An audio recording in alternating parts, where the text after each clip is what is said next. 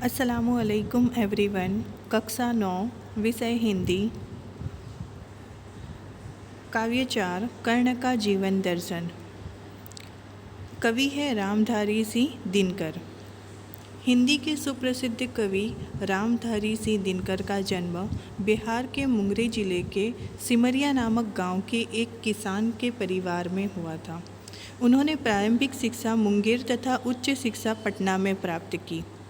पटना विश्वविद्यालय से स्नातक की उपाधि प्राप्त करके कुछ समय तक अध्यापन कार्य किया। दिनकर जी सीतामढ़ी में सब रजिस्ट्रार और मुजफ्फरपुर कॉलेज में हिंदी विभाग के अध्यक्ष रहे। वे भागलपुर विश्वविद्यालय के उप कुलपति और भारत सरकार की हिंदी सलाहकार समिति के अध्यक्ष भी रहे। दिनकर जी की सबसे बड़ी विशेषता है अपने देश और युग के प्रति जागरूकता। कवि ने तत्कालीन घटनाओं विषमताओं का खुलकर चित्रण किया है। उनकी वाणी में शक्ति है, ओज है। उनकी कविता में शोषित और पीड़ित वर्ग की व्यथा और उससे मुक्ति का संघर्ष है। उर्वशी, रश्मिरथी, रेणुका, हुंकार, रसवंती, कुरुक्षेत्र उनकी काव्य कृतियाँ हैं। उर्वशी के लिए उन्हें सन 1972 का ज्ञानपीठ पुरस्कार मिला था। संस्कृति के 4 अध्याय उनका चिंतन ग्रंथ है, जिससे साहित्य अकादमी पुरस्कार से सम्मानित किया गया। अर्धनारीश्वर, मिट्टी की ओर आदि उनकी प्रमुख गद्य रचनाएं हैं। उनका कृतित्व गुणवत्ता और परिणाम दोनों दृष्टि से विपुल है। प्रस्तुत खंड काव्यांश में रश्मिरथी महारथी कर्ण के करुण किंतु भव्य जीवन की मीमांसा करने वाला खंड काव्य है। सारे अन्यायों को सहकर कर्ण जन्मजात महानता पर पुरुषार्थ जन्य महानता की विजय चाहता है।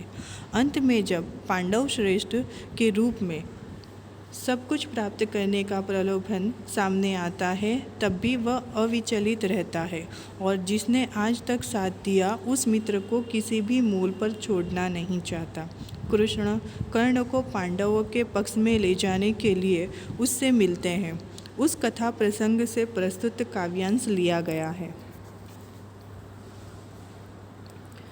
वैभव विलास की चाह नहीं, अपनी कोई परवाह नहीं, बस यही चाहता हूँ केवल दान की देव सरिता निर्बल। करतल से झरती रहे सदा, निर्धन को भरती रहे सदा। कवि दिनकर जी हमें कहते हैं, कर्ण श्री कृष्ण से कहता है कि उसे धन दौलत और सांसारिक सुख भोगने की इच्छा नहीं है। वह अपने जीवन की परवाह नहीं करता। उसकी बस यही इच्छा है कि उसके हाथों से दान की पवित्र नदी सदा बहती रहे और निर्धनों को सुखी बनाती रहे। तुच्छ है राज्य क्या है केशव, पाता क्या नर कर प्राप्त विभव। चिंता प्रभुत अत्यल्प हास, कुछ चाकचिक्य कुछ क्षण विलास। पर वह भी यही गंवाना है, कुछ साथ नहीं ले जाना है। हे केशव, जिस राज्य का आप मुझे प्रलोभन दे रहे हैं वह तो बहुत तुच्छ है वस्तु है, यानी छोटी सी वस्तु है। वैभव पाकर मनुष्य को क्या मिलता है? वैभव पाकर उसे ढेर सारी चिंताएं और नाम मात्र की हंसी खुशी मिलती है। थोड़ी बहुत चमक दमक और थोड़े समय के लिए सुखोपभोग मिल जाता है, पर ये सारी चीज़ें उसे यहीं छोड़ देनी पड़ती है और खाली हाथ ही यहाँ से जाना पड़ता है। मुझसे मनुष्य जो होते हैं, कंचन का भार न ढोते हैं।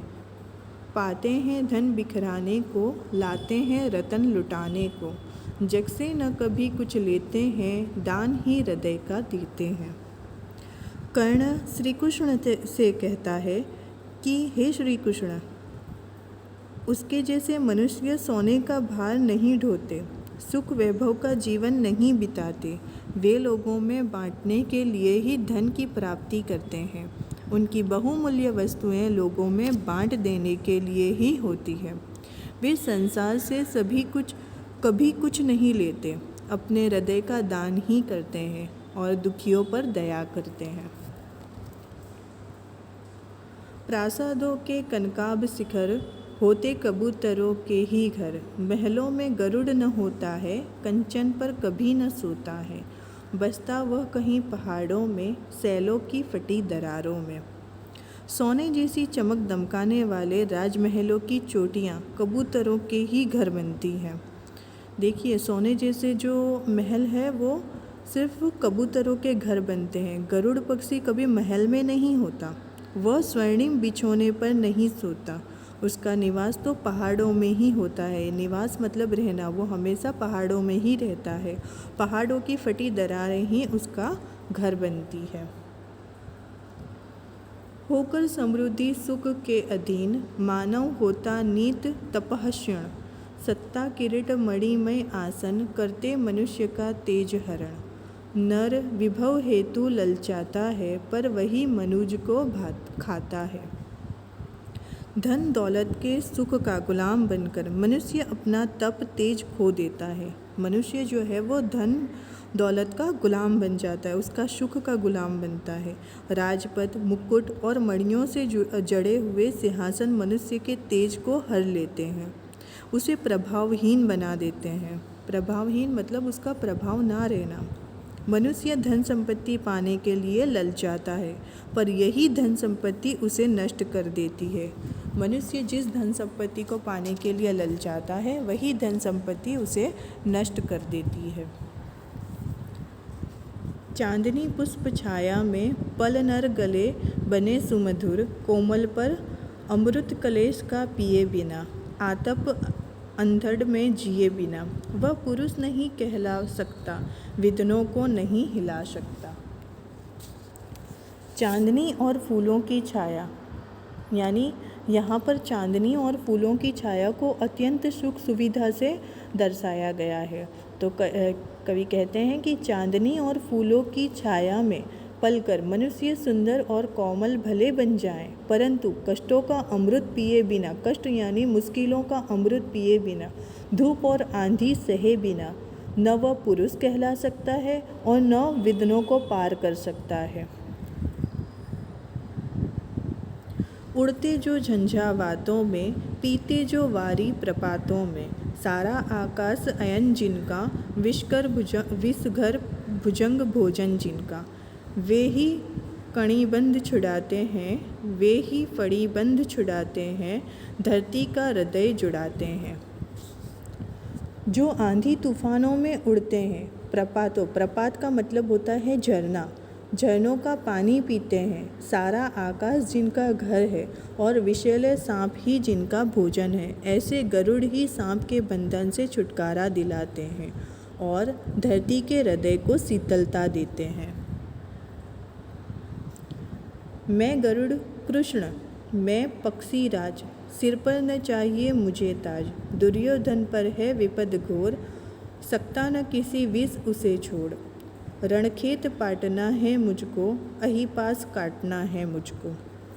हे कृष्ण, मैं ऐसा ही गरुड़ पक्षी हूँ, मुझे अपने सिर पर मुकुट नहीं चाहिए। इस समय दुर्योधन भयंकर विपत्ति में फंसा हुआ है, मैं किसी भी तरह उसे छोड़ नहीं सकता, मुझे तो युद्ध क्षेत्र में उतरना है और दुर्योधन के नागपाश को काटना है। Thank you.